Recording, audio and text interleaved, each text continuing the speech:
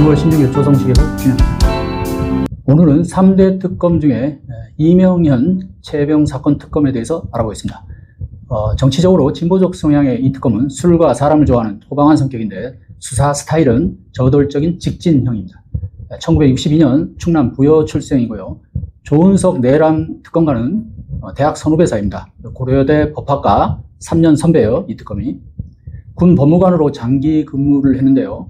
군 검찰에 전설로 불릴 만큼 군 관련 대형 비리 사건을 많이 수사하고 군 사법개혁에도 앞장섰던 인물입니다. 대령으로 예편한 후에 서초동에 변호사 사무실을 개업한 후 주로 군 관련 사건을 많이 맡아왔는데요. 현재 법무법인 YBL 대표 변호사입니다. 일반 검사 출신이 아니고 공직을 맡은 적도 없기에 대중적으로 그다지 알려지진 않았지만 군 안팎에서는 아주 유명 인사입니다. 이명현한테 걸리면 다 죽는다. 이명현한테는 외압이 통하지 않는다. 이런 말이 나올 정도로 강골 검사로 이름을 떨쳤습니다. 그리고 성역 없는 수사로 숱한 군 권력자들을 법의 심판대에 세웠습니다. 이명현 특검의 대표적인 작품이 바로 김대중 정부 때 대대적으로 펼쳐진 병역비리 또는 병무비리 수사인데요. 당시 이 특검은 국방부 검찰단 소속 군 법무관이었습니다. 군 검찰관이죠. 지금은 군 검사라고 합니다. 호령 계급의 이 특검이 주도한 이 수사로 군 고위층은 물론 정치권, 재계, 언론계 주요 인사들이 자식을 군에 보내지 않기 위해 어떤 불법을 저질렀는지 만천하에 드러났고 그들의 부정한 청탁이 성사되는 데 관여한 기무사, 현재 방첩사죠. 기무사, 헌병, 현재 군사경찰이죠. 군의관 등의 다양한 비리가 적발돼서 사회적으로도 큰 파장을 일으켰습니다. 수사가 확대되면서 민간검찰, 당시 서울지검 특수부입니다. 민간검찰이 참여하는 병역비리 합동 수사단이 발족을 했고요. 거기서도 이 특검이 주도적인 역할을 했습니다. 당시만 해도 군 최고 권력기관은 기무사였습니다. 원래 방첩이 주 임무인 기무사는 군 장교들에 대한 감시와 사찰로 악명을 떨쳤는데요. 기무사령관이 국방부 장관을 제치고 대통령에게 직보를 할 정도였으니까 그 위세가 얼마나 대단한지 알 수 있죠. 그리고 진급과 보직 심사 때마다 기무사가 장교들의 동향을 파악하고 평가하는 이른바 조난 자료가 큰 영향을 끼치다 보니 위관급, 영관급 장교는 물론 장성급 장교들조차도 기무사를 함부로 대하지 못하고 또 한편에선 두려워하기도 했습니다. 그러다 보니까 기무사 월권을 알면서도 그들이 또 비리에 어느 정도 관여하는 걸 알면서도 묵인해 주거나 방관했는데요. 이게 이제 지금은 좀 많이 그런 게 사라졌는데 과거에는 하여간 대단했어요. 군사 첩보와 정보 수집이 주 임무인 기무사는 방첩, 군사 기밀 유출 등 군사보안 관련한 범죄에 대해서는 독자적으로 수사를 할 수도 있습니다. 심지어 민간인까지도 수사 대상에 포함시킬 수 있는데요. 법적으로는 군검찰의 지휘와 통제를 받아야 함에도 실제로는 군검찰의 거의 상급 기관 행세를 했습니다. 예컨대 기무사가 구속영장을 청구하면 군검찰에서는 거의 들어줄 수밖에 없는 그런 구조였습니다. 또 영장을 발부하는 군사법원도 마찬가지였고요.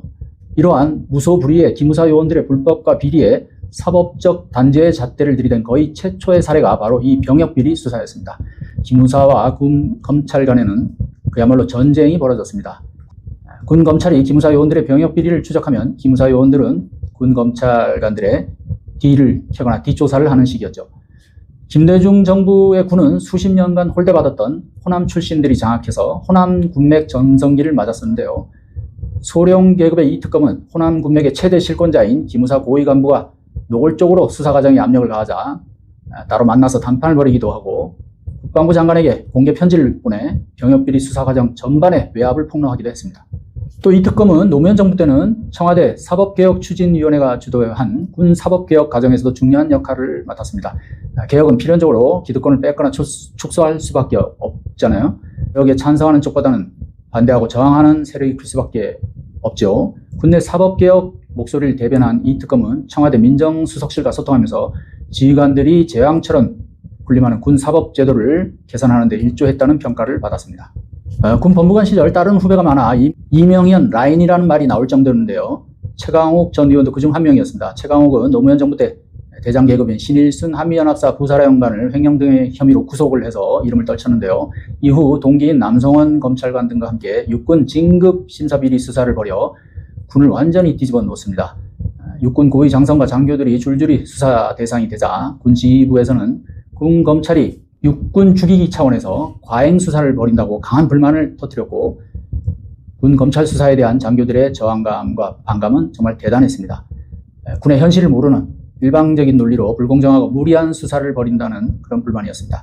이에 부담을 느낀 국방부 장관이 수사 및 구속에 관한 가이드라인을 제시하기에 이릅니다. 그럼에도 수사팀이 타협을 거부하자 급기야 노무현 대통령까지 나서서 군 검찰의 자제를 요청하는데요. 이 패기만만한 군 검찰관들은 사표를 내겠다고 맞습니다. 예, 사표를 내겠다 그러면 우리가 그러다 진짜로 결국은 사직을 했습니다.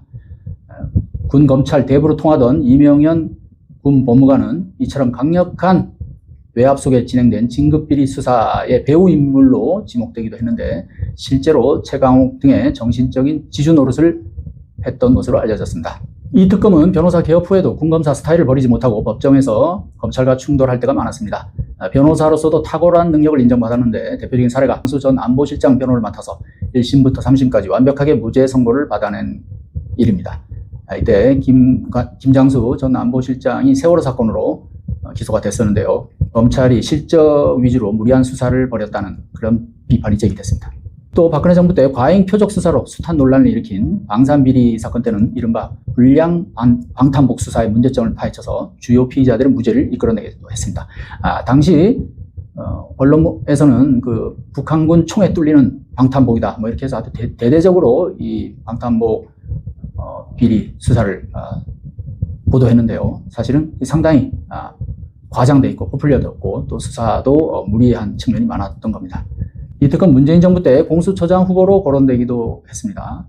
군 검사 출신으로 누구보다 군 수사 체계를 잘 알고 외압에 맞서 거물급 인사들을 수사하고 구속한 경험이 풍부한 만큼 최혜병 사건 특검으로 이보다 더한 적임자가 없다는 그런 평이 나오고 있습니다. 이번 최상병 특검은 특검보 4명, 파견검사 20명, 파견공무원 40명, 파견수사관 40명을 둘 수 있습니다. 이 특검은 엊그제 6월 13일 박정훈 대령 변호인단의 대표이자 자신의 군 법무관 후배인 김정민 변호사를 면담하면서 특검보 합류를 제안했습니다. 그런데 김 변호사가 수사 공정성 등의 이유로 거절을 했죠. 그리고 그날 서초동 법원에서 박정훈 대령의 항명사건 재판이 진행이 됐는데요. 재판이 끝난 후에 이 특검과 박 대령의 면담이 이루어졌습니다. 최혜병 사건의 진실을 추적하는 데 공이 큰 임태훈 군인권센터 소장이 주선한 것으로 알려졌습니다. 이명현과 박정훈, 그야말로 역사적인 만남이라고 볼 수 있겠습니다. 두 사람 다 군에서는 강직하고 의로운 수사의 상징이니까요. 모쪼록 군검찰의 전설인 이명현 변호사가 이끄는 최혜병 사건 특검 수사가 성공을 해서 최혜병의 억울한 죽음과 수사 외압의 진실이 드러나고 책임자 단죄가 반드시 이루어지기를 바랍니다. 조성시의 후 오늘 여기서 마치겠습니다. 감사합니다.